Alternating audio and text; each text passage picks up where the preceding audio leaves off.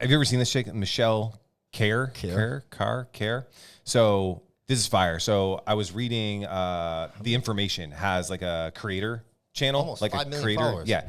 So 4.46 million subscribers.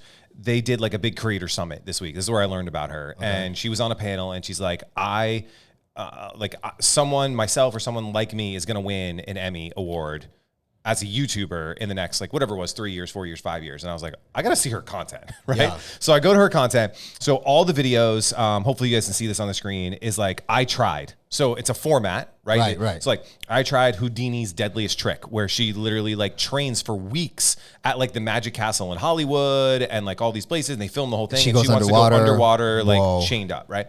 I tried Secret Service Academy. I tried Butler Academy. I trained like an Olympic boxer. I tried 9/11 dispatch. I trained like a chess grandmaster. Like, it's like 9 million views, 12 million views, 4.2. Wow. The other thing you and I were just talking about, so if you go to like this Houdini's deadliest trick, first of all, the production value is... It's a movie. It literally... I honestly think it looks better than some of Mr. Beast's stuff because it's filmed cinematically. I'm going to turn the volume off so you like it's not competing with our audio, but like a water torture cell that she's creating. But this is crazy. It's and it looks amazing. She's got her whole team. She's filming behind the scenes, like the B-roll, everything. But then the other crazy thing this looks like a Netflix show. Well, it's sponsored by freaking SoFi. That's insane. Like this is a legit sponsorship deal these guys are doing. That's millions. She's right? not getting, so she's got to get at least, those episodes are 20, 30 grand, bro.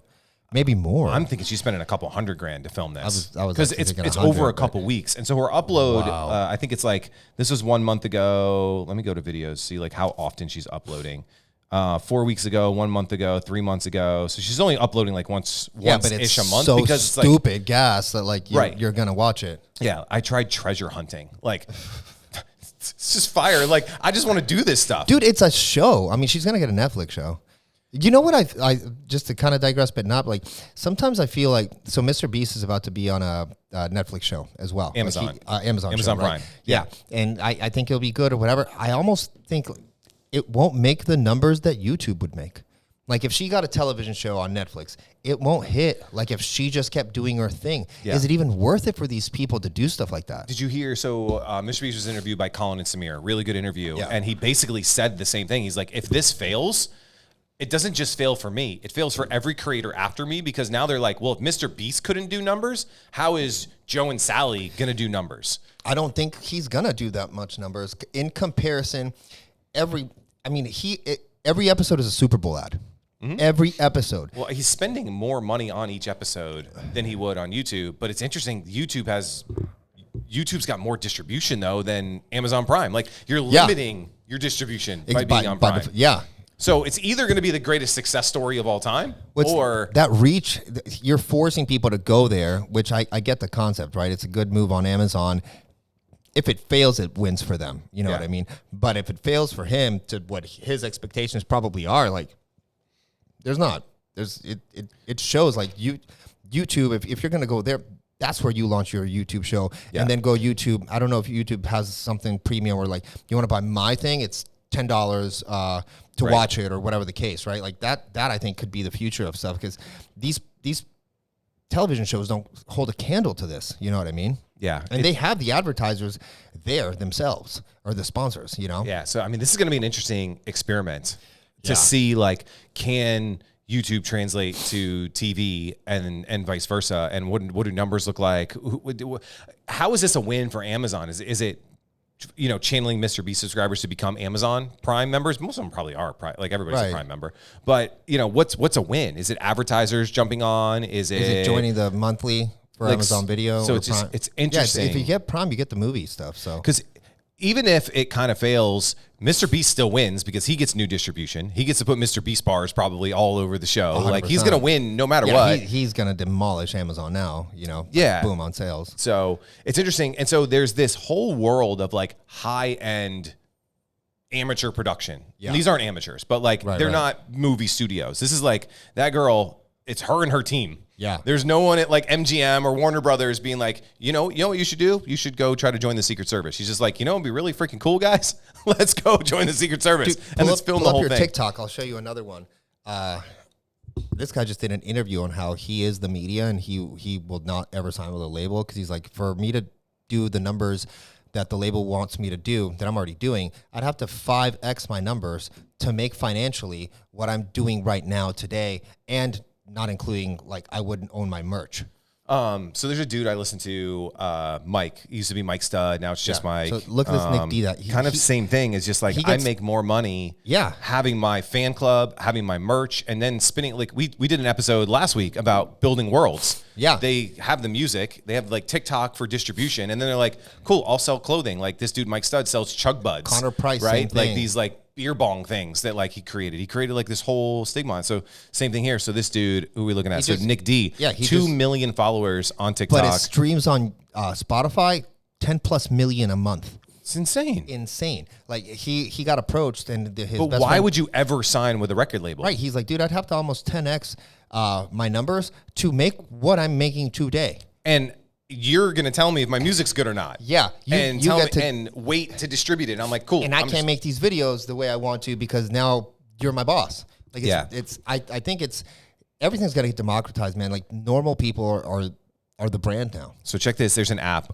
So that guy Mike created an app called Grouped that he now sells to other artists. So this is an artist who created his own Patreon.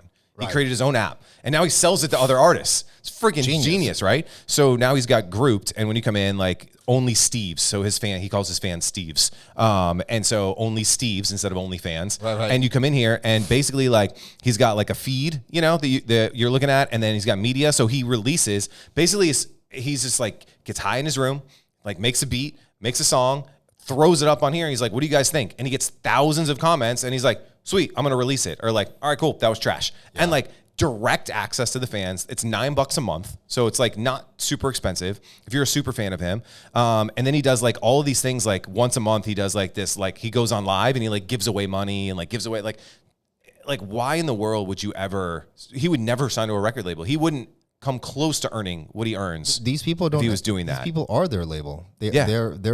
They're the reason, you know what I mean? Right. Label was for, you signed to the reason why I wanted to sign to a record label was distribution. Yeah. You knowingly, once I get good enough, I'll renegotiate to me making some money. Right now, because I wanted distribution, because I don't have the money to and I wanted to do all this now. Because you had no distribution through social. No. Right? Like, I mean, we probably were pushing you wanted MySpace. You wanted to get on the radio. Facebook. You wanted to get on MTV. You wanted to get all these places. Now, like that doesn't matter. Now I make a song on TikTok live, like with my fans. Yeah. That's distribution. I'm going to get more distribution than through a label. 100%. And then I can take that and tour with it. And so, man, it's wild what you can do. And it just goes back to like thinking about strategy of like, if you're listening to this right now, it's like, how do I think about investing into content? Because not everybody can spend even 10 grand an episode. That sounds ludicrous to somebody who's like just getting started. Yeah. But I think the first step is you just got to get started and you get better. Like Mr. Beast's first videos were him counting to 1 million, like just on his webcam. He was like 1, 2. Dude, PewDiePie, 3. Before he like just vanished, like he was just sitting around doing nothing. Aiden Ross, bro, the guy just is a fuckboy and plays video games consistently to the point where like now he owns a piece of Kick. Yeah. Like it's insanity. It's just 30%. Yeah. It's 30%. It's starting. Yeah. He pays rappers. Like that's gangster, bro.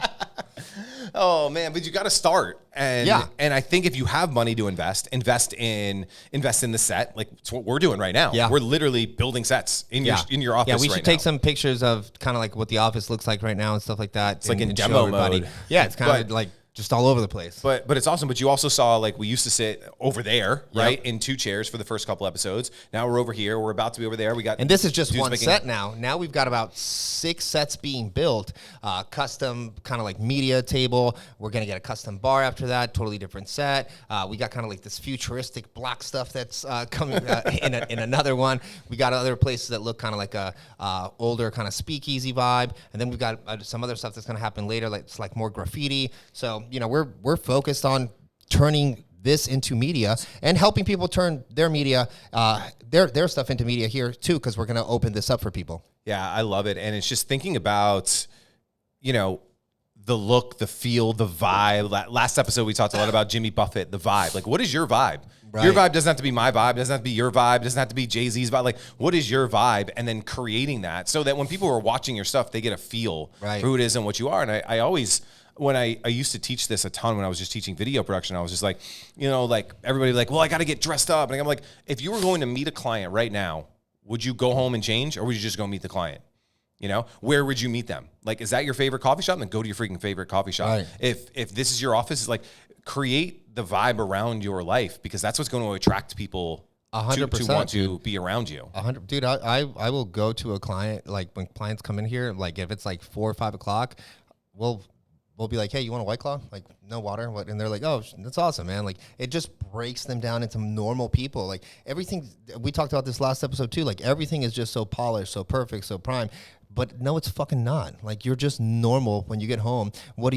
You get in your freaking undies and into an ugly-ass pair of shorts and a dirty-ass shirt that, like, you should be ripping apart and, like, you still throw it in just to, like, feel good, comfortable, and relaxed. Like, that's who you are. Present yourself more in those ways. You know what I mean? So did you see, do you listen to Modern Wisdom at all? Chris Williamson, that's his name. So this dude, really big podcast, personal development space. What's he look like? He's from the UK, this dude.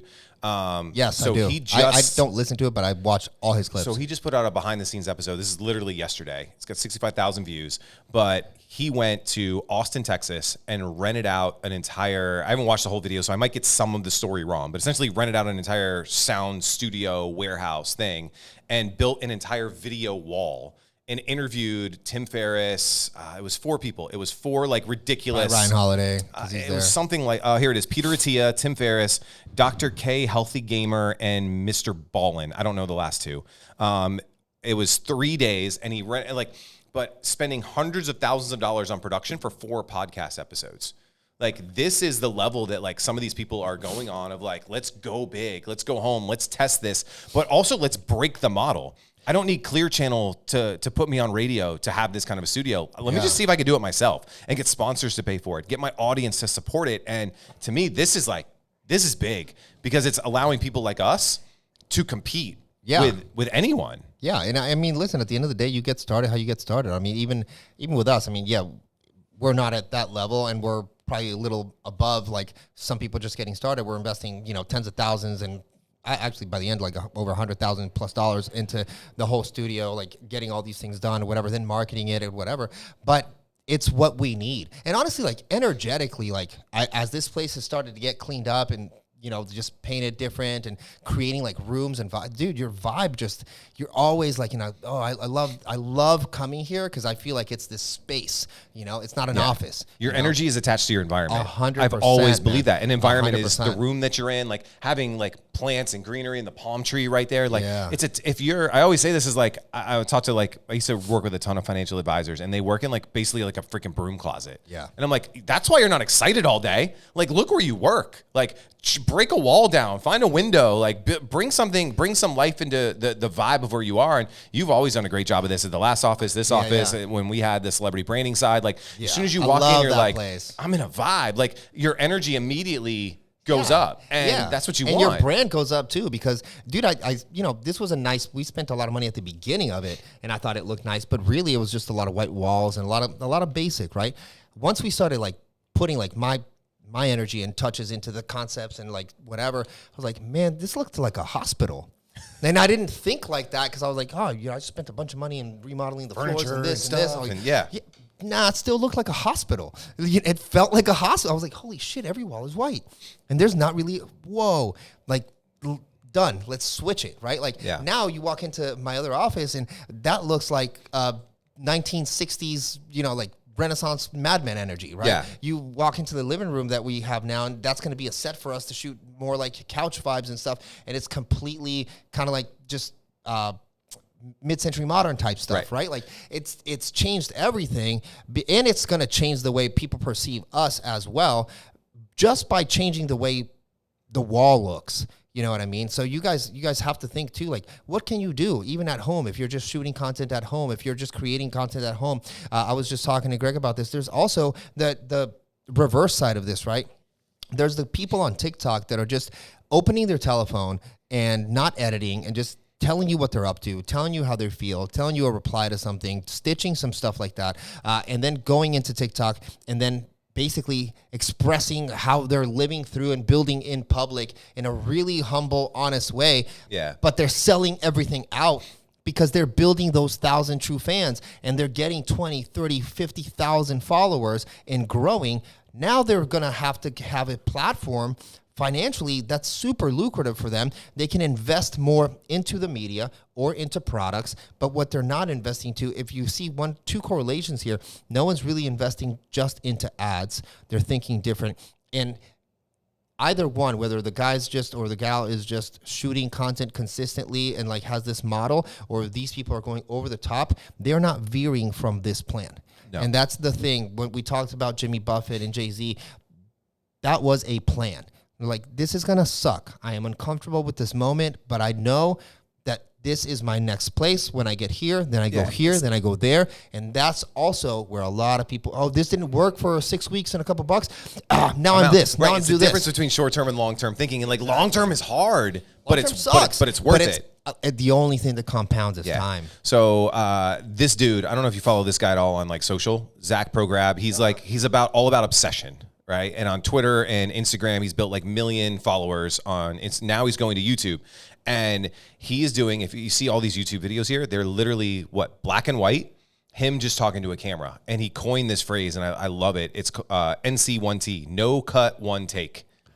And fire. It's literally, it's just honest. Turn the camera on, and I'm just going to talk to you I kind of have a theme, and I'm going to talk. Black and whiting it though gives it such a different energy though. Fire. So, but I love this idea because there's raw, there's authenticity, it's the exact opposite of the first video I showed you, when she's going to do this Houdini stuff and like production value. So there's like that, but then the cool thing is there's not one style that's going to work. And for those just getting started, I think this is fire because you're going to build that real connection with your audience because you're just like, I just got back from a run, man, and it sucked, and it's hot out, and I'm trying. And I'm like, and people are going to be like, I feel you.